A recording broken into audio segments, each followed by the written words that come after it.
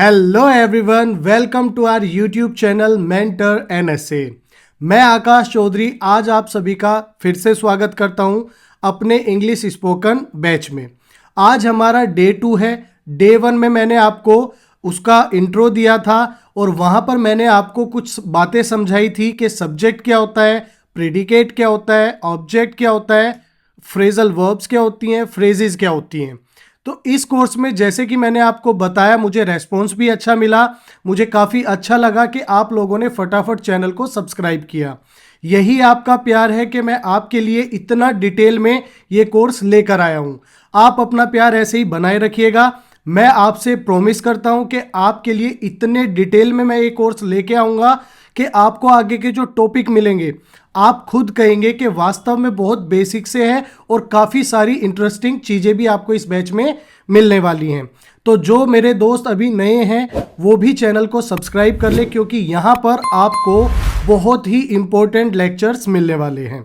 तो चलिए, जैसे कि आज हमारा डे 2 है, आप देख सकते हैं यहाँ पर 90 डेज स्पोकन इंग्लिश कोर्स के बारे में मैं आपको बता चुका हूँ।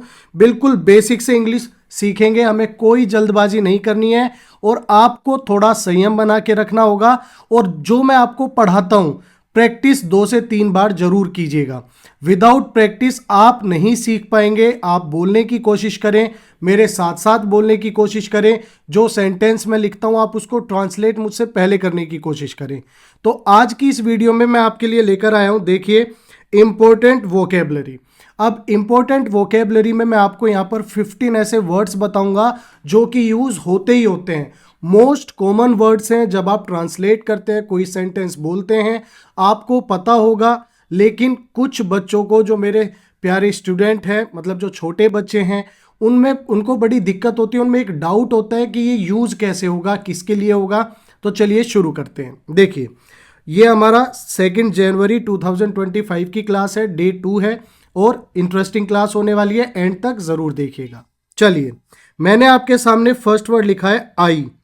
आई का मतलब होता है मैं या मुझे। ठीक है, आप जब भी बोलते हैं मैं एक लड़का हूं, मैं एक अध्यापक हूं, तो ये स्टार्टिंग में एज अ सब्जेक्ट की तरह यूज होता है। देखिए, दो एग्जाम्पल मैं हर एक वर्ड्स के लेके आया हूं। जितने भी वर्ड्स मैं कराऊंगा, दो एग्जाम्पल्स जरूर होंगे। देखिए, मैं बाजार जा रहा हूं। I am going to the market. तो यानी कि मैं बाजार जा रहा हूं, मैं के लिए हमने यूज किया आई, राइट। नेक्स्ट है मुझे किताबें पढ़ना पसंद है। अब एक बार तो मैं यूज हुआ, एक बार मुझे। जब मुझे एज अ सब्जेक्ट यूज करना हो, मुझे किताबें पसंद है, किसे पसंद है, मुझे पसंद है, तो मैं के लिए और जो आपका मुझे होता है उसके लिए हम लगाएंगे I. I like to read books. I like to read books. भाई दोस्तों, साथ साथ जरूर बोलते चलिएगा। जैसे ही आप, भाई मैं आपको सेंटेंस बोलता हूं, आप भी पीछे से बोलिए मुझे किताबें पढ़ना पसंद है। I like to read books. इस तरीके से प्रैक्टिस करनी है। नंबर 2 की बात करें, वी।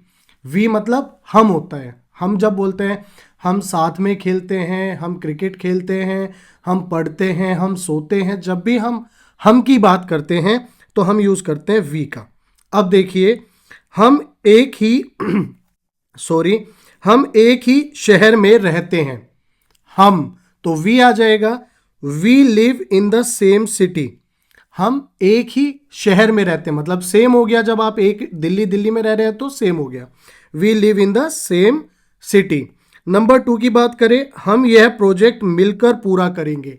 हम यानी कि एक से ज्यादा, 2 3 4 5 जितने भी होंगे उनके लिए लगा हम। जैसे आई सिर्फ मेरे लिए लग रहा था, हम लगेगा 2 या 2 से ज्यादा के लिए। तो we will complete this project together. मिलकर पूरा करेंगे। We will complete this project together. बात करते हैं नंबर 3 की, यू। अब यू का मतलब तुम भी हो सकता है या आप भी हो सकता है। देखिए यहां पर, और एक और वर्ड आप लिख सकते हैं यहां पर, आपको। आपको भी यहां पर यूज किया जा सकता है, आगे मैं एग्जांपल में बताऊंगा। तुम, आप या आपको। अब देखिए, आप मुझसे कुछ भी पूछ सकते हैं। आप मुझसे कुछ भी पूछ सकते हैं। You can ask me anything. You can ask me anything. इस तरीके से बोलने की प्रैक्टिस कीजिएगा। 2 से 4 5 10 दिनों में आपको खुद मन करेगा बोलने का। ठीक है, अब देखिए, अब आपके लिए भी हमने यू का यूज किया। अब नेक्स्ट सेंटेंस है हमारा, आपको अपनी सेहत का ध्यान रखना चाहिए। आपको अपनी सेहत का ध्यान रखना चाहिए। You should take care of your health. अगर आपको किसी अपने रिलेटिव को बोलना है, अपने किसी छोटे को बोलना है, बड़े को बोलना है, तो आप क्या बोलोगे? आप ऐसे ही बोलते हो हिंदी में, भाई आपको अपनी सेहत का ध्यान रखना चाहिए या ख्याल रखना चाहिए। तो आप इसको कैसे बोलेंगे? You should take care of your health. ऐसे ही हम हिंदी में बोलते हैं। अब कितना ईजी है इंग्लिश में बोलना, तो प्रैक्टिस तो करनी पड़ेगी। चलिए नंबर 4 की बात करते हैं। ही का मतलब होता है वह या उसने। अब ही आपका जो यूज हुआ वो लड़के के लिए यूज होगा। किसके लिए यूज होगा? लड़के के लिए यूज होगा। चलिए देखते हैं। इसका मतलब होता है वह या फिर उसने। ठीक है, देखिए, उसने मेरी होमवर्क में मदद की, मतलब उसने मेरी होमवर्क में मदद की। तो he help me with my homework. अब यहां पर he as a subject work कर रहा है, तो ही आ जाएगा। वह एक ऑफिस में काम करता है। He works in an office. वह लड़के के लिए, अगर लड़के की सेंस है करता है तो ही हो जाएगा, लेकिन अगर लड़की आ जाए तो आगे देखते हैं। शी, वह, ठीक है ना, या उसने, यहां पे भी उसने की बात कर सकते हैं, ये भी एक सेंस बन जाता है, लेकिन जब एक की बात हो, ठीक है, और लड़की की बात हो। वह बहुत सुंदर गाती है। वह और गाती है, जब गाता है हो जाता है तो ही, लेकिन गाती है। She sings very beautifully. She sings very beautifully. उसने कल मेरी मदद की। She helped me yesterday. She helped me yesterday. अब देखिए, अगर आपको ये नहीं पता है जेंडर के लड़की है या लड़का, तो आप ही या शी में कुछ भी लगा सकते हैं। अब नंबर 6 की बात करें, it.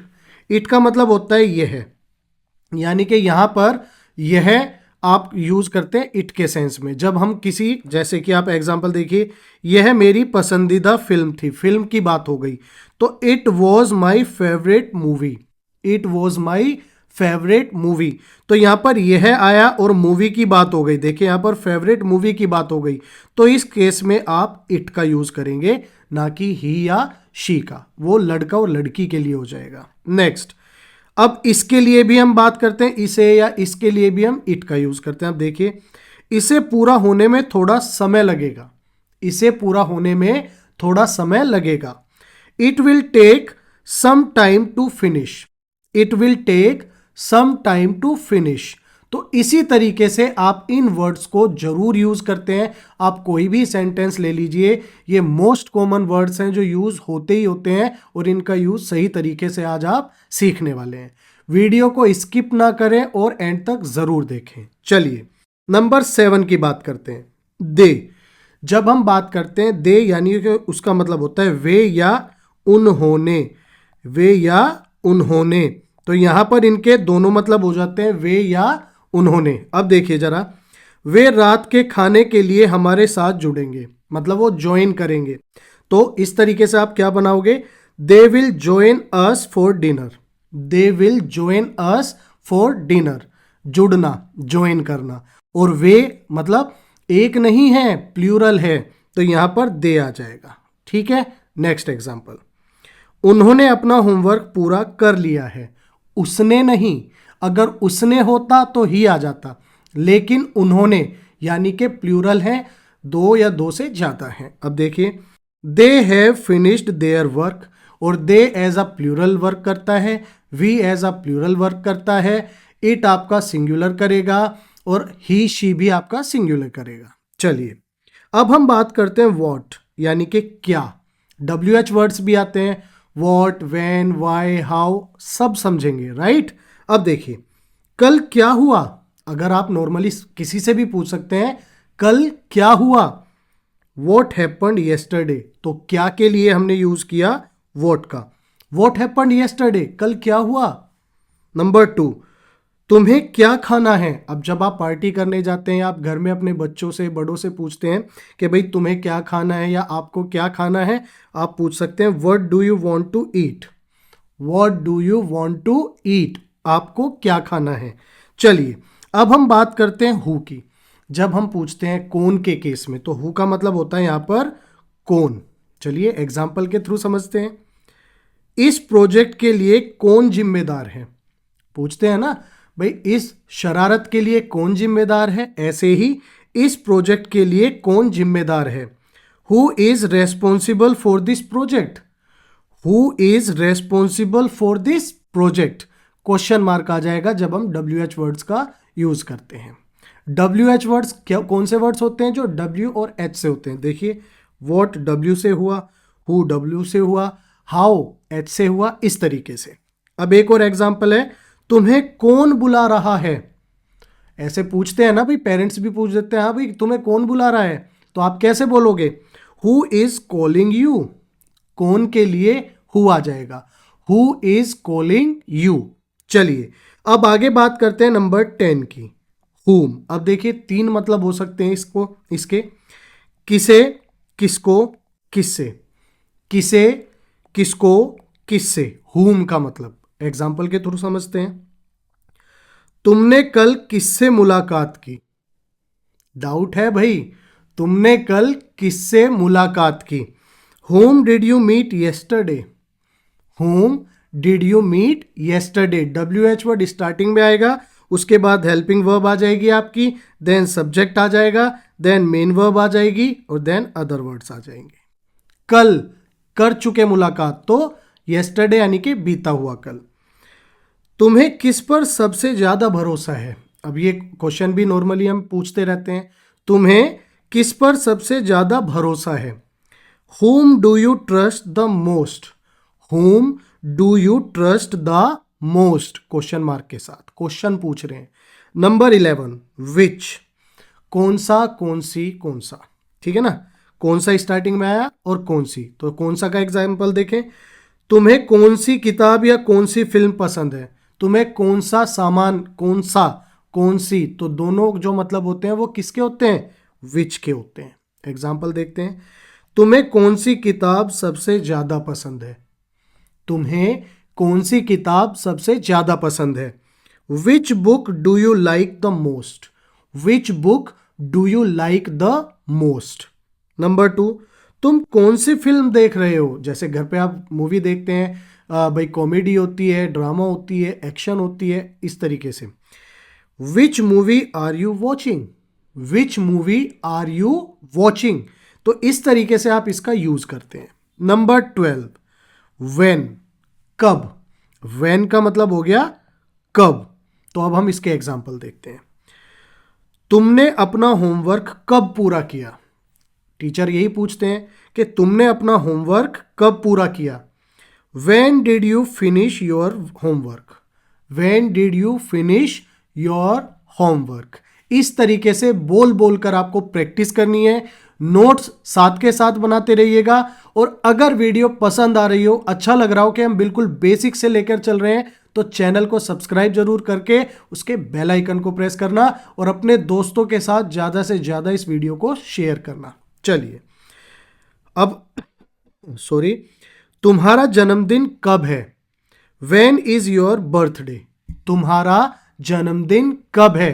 When is your birthday? Normal आप क्वेश्चन पूछते हैं। नेक्स्ट बात करते हैं 13 की, Where, कहाँ। Where, कहाँ। Where do you live? आप कहाँ रहते हैं, ठीक है ना। Where are you going? आप कहाँ जा रहे हैं। नेक्स्ट एग्जाम्पल, सबसे नजदीकी बस स्टॉप कहाँ है? Where is the nearest bus stop?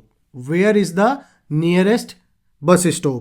तो इस तरीके से अगर आप बेसिक से चलेंगे, प्रैक्टिस करते चलेंगे, चुटकियों में आसानी से आप क्या सीख सकते हैं? इंग्लिश बोलना सीख सकते हैं। तुम कहाँ जा रहे हो? Where are you going? ठीक है ना।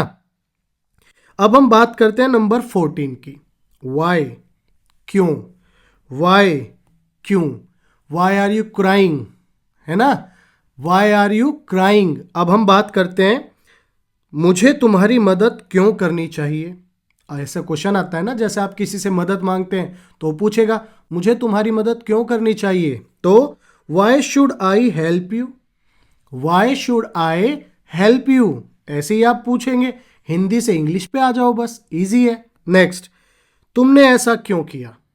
तुमने ऐसा क्यों किया, कि अभी तक मेंटर एनएसए को सब्सक्राइब नहीं किया, अरे भाई कर लो, क्योंकि यहां पर जितना बेसिक से मैं आपको इंग्लिश सिखाने वाला हूं शायद ही आपको कोई सिखाए, तो फटाफट से इसको सब्सक्राइब कर लें। देखिए, why did you do that, why did you do that.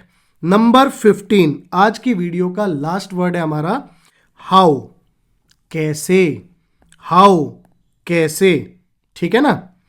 मैं तुम्हारी कैसे मदद कर सकता हूं, how can I help you, मैं तुम्हारी कैसे मदद कर सकता हूं, how can I help you.